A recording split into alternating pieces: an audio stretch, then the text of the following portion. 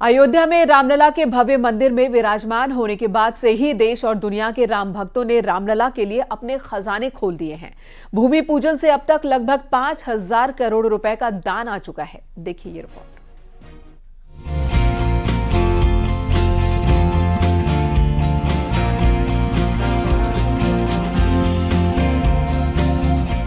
इसी साल जनवरी में राम मंदिर में रामलला की प्राण प्रतिष्ठा हुई थी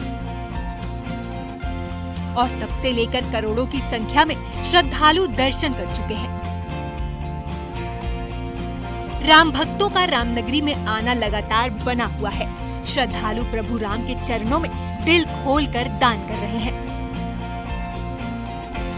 ऐसे में रामलला को अब तक अरबों का दान आ चुका है। 5 अगस्त 2020 को राम मंदिर का भूमि पूजन हुआ था। राम मंदिर ट्रस्ट की माने तो राम भक्तों ने अब तक लगभग 5,000 करोड़ रुपए राम मंदिर में दान किया है। इतना ही नहीं, रामलला के भक्तों ने भगवान रामलला को चांदी और सोने का भी दान दिया है, जिसे बैंकों में सुरक्षित रखा गया है।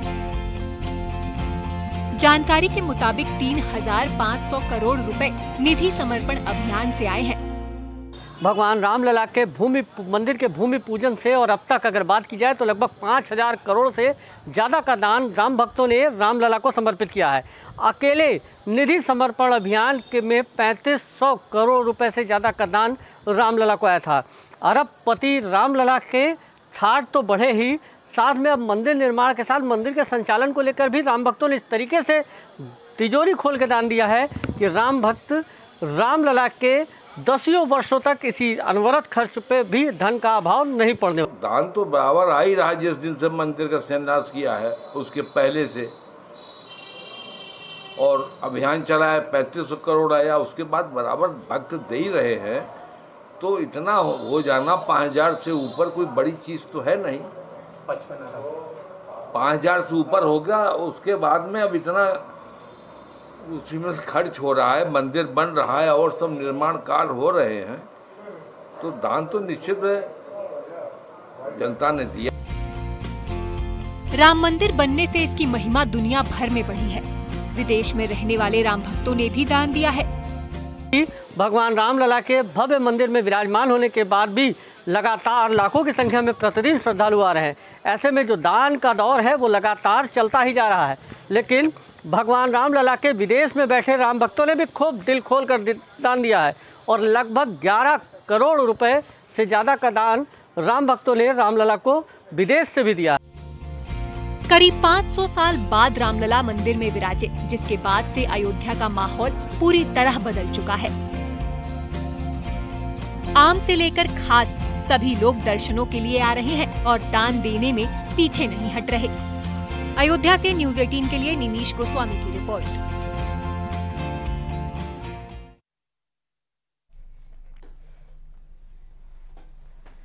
पेरिस ओलंपिक में भारत ने लगातार दूसरी बार ब्रॉन्ज मेडल जीता। इस जीत में वाराणसी के खिलाड़ी ललित उपाध्याय की भी बड़ी भूमिका रही। उन्होंने काशी विश्वनाथ के दरबार में पहुंचकर दर्शन किए।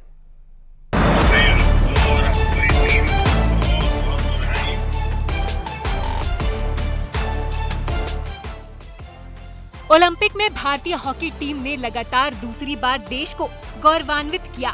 हॉकी खिलाड़ियों ने गजब का जज्बा दिखाते हुए ब्रॉन्ज मेडल भारत की झोली में डाला। भारत लौटने पर खिलाड़ियों का जोरदार स्वागत हो रहा है।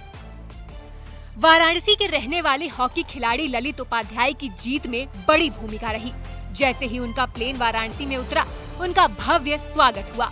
बाद में वो बाबा काशी विश्वनाथ के दर पर पहुँचे, जहां उन्होंने पूजा अर्चना की और अपना मेडल बाबा को समर्पित किया। हमारे साथ ओलंपियन ललित उपाध्याय जी। ललित जी, बाबा को धन्यवाद दे रहे, बाबा के दर्शन के, कितना बड़ा पल है आपके लिए ये जीत क्या? जी, मैं बहुत बड़ा पल है, मैं उसको शब्दों में बयान नहीं कर सकता। जैसा मैंने पहले ही बताया कि मेरे वजह से थोड़ा सा यहाँ भीड़ ज़्यादा हो गई थी, उसके लिए मैं माफ़ी भी चाहता हूँ लोगों से, और उसके साथ शासन प्रशासन यहाँ सबका मैं धन्यवाद भी करना चाहूँगा कि इतने भीड़ और इतने सावन के महीने में इतने लोग आ रहे हैं, दर्शन का मौका मिला। आपके बारे में और भी आप एक बार आपने इंटरव्यू में कहा था कि आप मैदान में खेलने से पहले टोटका भी करते हैं। एक बार आपने इंटरव्यू, तो क्या टोटका रहता है? टोटका नहीं होता, हमारा रिचुअल होता है। मैं हमेशा प्रेयर करके जाता हूँ। मैं हमेशा, मेरे पास रामचरितमानस मेरे पास हमेशा रहता है। मैं पूजा करके जाता हूँ, सब कुछ करके जाता हूँ, हनुमान चालीसा और मैं नमामि से निशान भी पढ़ के जाता हूँ पूरा। उसके साथ साथ मेरा भगवान भोलेनाथ में बहुत, मैं बनारसी हूँ तो जाहिर सी बात है सब उन्हीं के हैं, अगल बगल सब उन्हीं से है स्टार्ट। ललित हॉकी टीम की कामयाबी पर हर्षित दिखे। उन्होंने पीएम मोदी और सीएम योगी का भी आभार जताया। मैं प्रधानमंत्री जी का जितना धन्यवाद करूं पहली बात उतना कम है। चाहे टीम हारती है चाहे जीतती है, हमेशा उनका फ़ोन आता है सर का अभी भी जाने से पहले भी हमें मोटिवेट किए थे और आने के बाद भी सर मतलब हमेशा रहता है कि मेडल जीतने के बाद भी फ़ोन आता है सर का। जो उन्होंने खेलो इंडिया स्कीम जो हमें फैसिलिटीज़ अवेलेबल कराते हैं आज उसी का है, मतलब उसी का आज आप देख सकते हैं फलस्वरूप कि हमें आज ये मिल चुका है। और उसके साथ साथ मैं अपने माननीय मुख्यमंत्री जी का भी बहुत धन्यवाद करूँगा जिनकी उन्हें मतलब प्रदेश में खिलाड़ियों के लिए पद और पैसा इतना दिया है कि उनको इतना इंकरेजमेंट मिला है कि वो पदक लेके आए और सरकारी राजपत्रित अधिकारी की नौकरी मिलती है तो हर एक चीज़ देखी जाती है। बहुत अच्छा है सब हर जगह।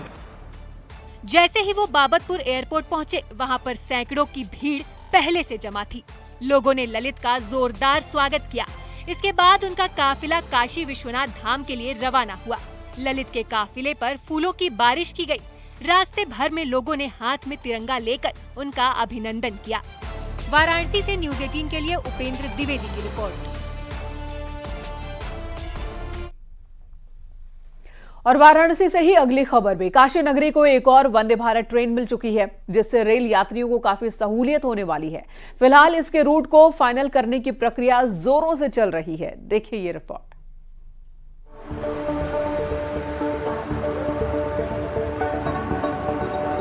केसरिया रंग में रंगी ये बेहद ही खूबसूरत वंदे भारत ट्रेन काशी की शान बढ़ा रही है।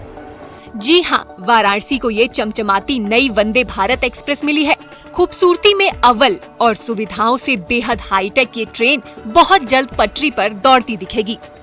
इससे काशी आने वाले और यहाँ से जाने वाले यात्रियों का सफर आसान होने वाला है। प्रधानमंत्री नरेंद्र मोदी के संसदीय क्षेत्र को एक और वंदे भारत की सौगात मिलने जा रही है। आप तस्वीरों में देख सकते हैं कि वंदे भारत वाराणसी के कैंट रेलवे स्टेशन के यार्ड में आके खड़ी हो चुकी है और जल्द ही इसका रूट तय किया जाएगा। सबसे पहले हम इस वंदे भारत की वो खूबसूरत तस्वीर आपको दिखाने जा रहे हैं जिस रंग में ये रंगा हुआ है। ये पूरी तरह से केसरिया रंग में ये यानी कि गेरुआ कलर में ये वंदे भारत रंगी है और इसके साथ ही ब्लैक और स्लेटी कलर का समावेश इसमें है जो इसको काफ़ी खूबसूरत बता रहा है। 8 कोच की यह वंदे भारत है और अंदर तमाम वो सुविधाएं हैं जो वंदे भारत ट्रेनों में होती है। जल्द ही यह वंदे भारत ट्रेन यहाँ वाराणसी से संचालित होगा। फिलहाल इस ट्रेन का रूट क्या होगा ये अभी फाइनल नहीं हुआ है, लेकिन इसे पश्चिम बंगाल के हावड़ा तक संचालन किए जाने की बात चल रही है। वंदे भारत ट्रेन का लुक बेहद ही आकर्षक लग रहा है। इसमें 600 यात्री सफर कर पाएंगे। वाराणसी से हावड़ा तक इसको संचालित किया जाएगा, लेकिन एक जो अधिकारियों की जो बात है, जो अधिकारियों का ये कहना है कि अभी रूट तय नहीं की गई है, लेकिन ये माना जा रहा है कि हावड़ा तक ये संचालित किया जाएगा क्योंकि पिछले काफ़ी समय से एक नई ट्रेन की मांग थी हावड़ा तक के लिए। तो इसको देखते हुए यह वंदे भारत यहाँ पर भेजी गई है जो जल्द ही अपना रूट तय कर लेगी। लेकिन इसके संचालित होने के बाद वाराणसी में कुल 5 वंदे भारत जो ट्रेन है वो संचालित होनी शुरू हो जाएंगी। इसके पहले 4 वंदे भारत ट्रेन चल रही हैं और अब यह 5वां वाराणसी कैंट रेलवे स्टेशन से अपना सेवा देना शुरू करेगी। देखिए, एक वंदे भारत का रेक हमारे पास 5 तारीख को आया है जिसमें कि 7 चेयर कार और 1 एग्जीक्यूटिव क्लास का कोच है। अभी इसका डेस्टिनेशन और सोर्स का कोई अनाउंसमेंट नहीं हुआ है और इसके विषय में जैसे ही रेलवे बोर्ड द्वारा सूचना दी जाती है आपको बताया जाएगा कि कहाँ से कहाँ के लिए चलेगी। बड़ा आकर्षित करने वाला ये इसके कोचेज है, क्या कलर है और किस प्रकार आकर्षित कर रहा है? ये जो रेक आया वो बाहर से भगवा कलर का है और अंदर उसमें वही सारी आधुनिक सुविधाएं जो वंदे भारत के रेक में होती है। काशी को 5वीं वंदे भारत ट्रेन मिली है। यात्रियों के साथ साथ व्यापारियों के लिए भी सहूलियत होगी। फिलहाल ये ट्रेन आरपीएफ की निगरानी में यार्ड में खड़ी है। अभी देश में 50 से ज्यादा वंदे भारत एक्सप्रेस ट्रेन चल रही हैं। साल 2019 में पहली वंदे भारत एक्सप्रेस ट्रेन दिल्ली से वाराणसी के लिए ही चली थी। अभी तक 2 करोड़ से ज्यादा लोग इन सेमी हाई स्पीड ट्रेनों में सफर कर चुके हैं। अत्याधुनिक सुविधाओं से लैस इन ट्रेनों ने देश में रेल यात्रा के अनुभव को पूरी तरह बदल कर रख दिया है। यही वजह है कि ये यात्रियों के बीच काफी लोकप्रिय हो रही है। वाराणसी से न्यूज 18 के लिए रवि पांडे की रिपोर्ट।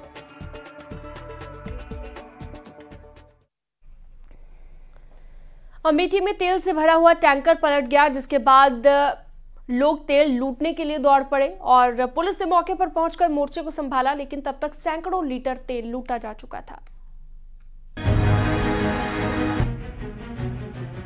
तो कोई डिब्बा, क्या महिला, क्या पुरुष, क्या बच्चे, सभी तेल लूटने की होड़ में शामिल हो गए। टैंकर अचानक पलट गया, जिसके बाद ये खबर आग की तरह पूरे इलाके में फैल गई। आसपास के लोग ज्यादा से ज्यादा बर्तन लेकर घटनास्थल पर पहुंचने लगे। एक ही परिवार से कई सदस्य आए और सैकड़ों लीटर रिफाइंड तेल बर्तनों में भरकर ले गए। इस तरह लोगों ने आपदा में अवसर को ढूंढ लिया। घटना जगदीशपुर कोतवाली के नेशनल हाईवे की बताई जा रही है। चश्मदीदों के मुताबिक टैंकर की रफ्तार तेज थी। टैंकर ड्राइवर ने संतुलन खो दिया, जिसके बाद टैंकर हाईवे लंबित था। टैंकर से रिफाइंड तेल रिसने लगा, जिसके बाद तो लोगों में तेल लूटने का कंपटीशन शुरू हो गया और होने से टैंकर का ड्राइवर और हेल्पर गंभीर रूप से घायल हो गए थे। लेकिन बिना उनकी परवाह किए लोग तेल लूटने में व्यस्त हो गए। मौके पर डिब्बे और बाल्टियों की पूरी लाइन लग गई। किसी शख्स ने रिफाइंड लूटने का वीडियो अपने मोबाइल फोन से बना लिया, जिसके बाद ये वायरल भी हो गया। बाद में पुलिस को भी सूचना दी गई। पुलिस मौके पर पहुंची, लोगों को तेल लूटने से रोका गया। जेसीबी की मदद से पलटे हुए टैंकर को खड़ा करने की कवायद शुरू हुई। इस दौरान ट्रैफिक भी काफी देर तक बाधित रहा। Bureau report, news 18।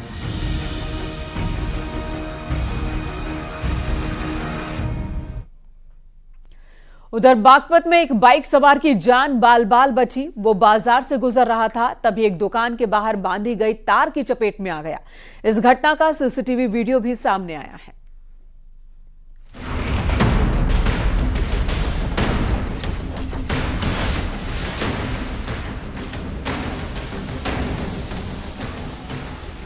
बागपत में एक बाइक सवार की उस वक्त जान पर बनाई जब वो एक मार्केट से गुजर रहा था।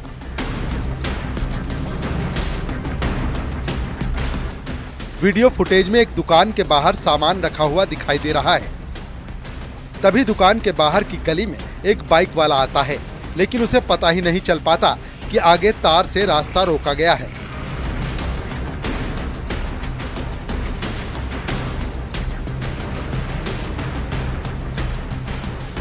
अचानक वो तार उसकी गर्दन के नीचे आता है और वो जोर से गिर गया। बाइक सवार का हेलमेट भी उछल गया।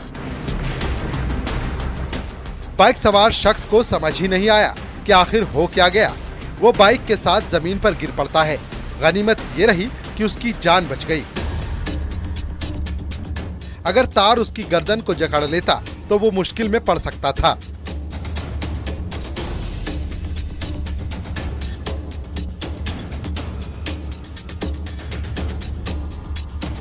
बाजार के बीच रास्ते में इस तरह से तार बांधना जानलेवा साबित हो सकता है।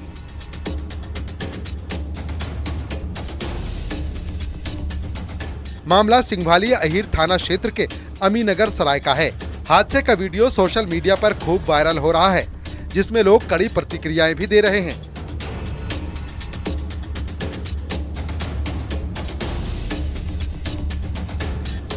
कोई इसे दुकानदार की भारी लापरवाही बता रहा है, तो कोई कह रहा है कि ऐसे बाजार के बीच में कोई तार कैसे लगा सकता है।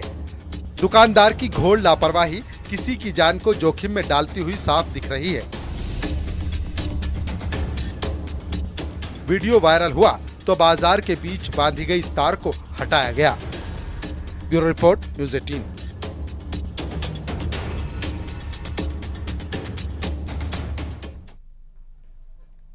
भारतीय सेना की ताकत अब और बढ़ने वाली है, क्योंकि जल्द ही अग्नि प्राइम बैलिस्टिक मिसाइल मिलने जा रही है। एक रिपोर्ट आपको दिखाते हैं। 2, 1, 9, 1, 2,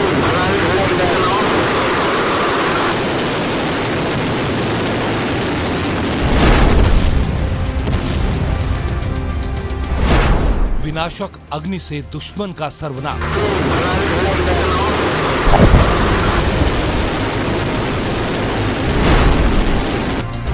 चीन पाकिस्तान देख लें भारत का ब्रह्मांड। 2000 किलोमीटर तक अचूक अग्निवर्षा।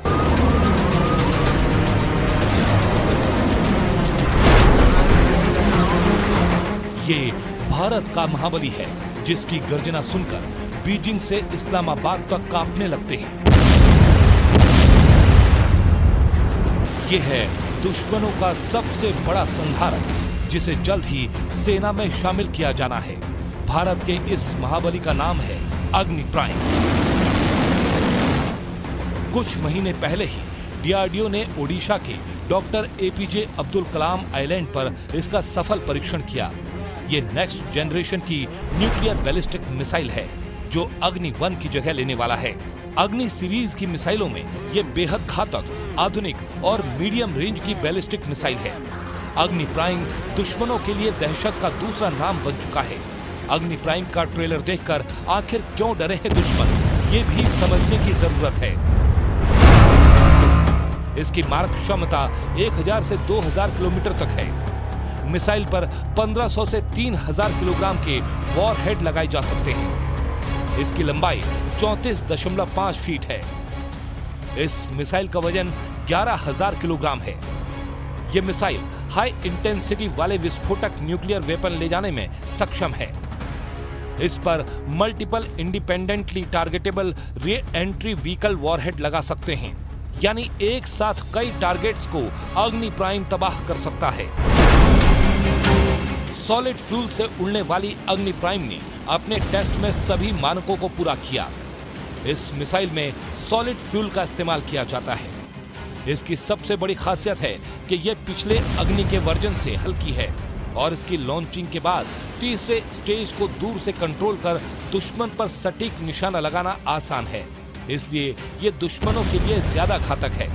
इस मिसाइल को भारत की स्ट्रेटेजिक फोर्सेस कमांड के तहत संचालित किया जाएगा।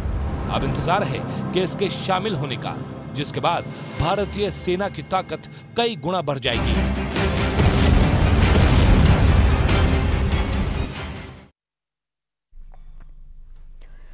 यहां रुकेंगे एक छोटे से ब्रेक के लिए, जल्द लौटते हैं।